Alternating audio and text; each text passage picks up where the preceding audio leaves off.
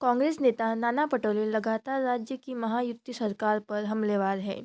उन्होंने अंजलि दमयानी के बयान का समर्थन करते हुए राज्य मंत्रिमंडल के अधिकांश नेताओं पर दर्ज अपराधी का मुद्दा उठाया है।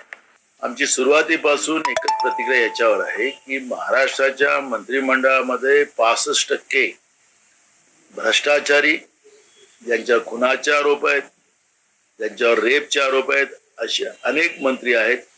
आणि जेव्हा 65% मंत्रिमंडळच हा जो भ्रष्टाचारी मंत्रिमंडळ असेल तर हा मंत्रिमंडळालाच बरखास्त केलं पाहिजे, ही भूमिका काँग्रेस पक्षाची आहे। इस दौरान नाना पटोले ने सरकार पर संदेह जताया है। त्यामध्ये हे सगळे कृत्य तुम्हाला तुम्हाला माध्यमाला दाखवायसाठी मी काल अजित पवारांकडे माझी मीटिंग होती, विधिमंडळामधल्या कामकाजाची मीटिंग होती। विनियोजन बिलावर जे काही विरोधी पक्ष म्हणून हत्यार आमच्याजवळ असते त्याचा वापर आम्ही केला आणि त्याची मीटिंग होती। काल चॅनलमध्ये दाखवायला सुरुवात झाली की नाना पटोले अजित पवारांच्या भेटीसाठी।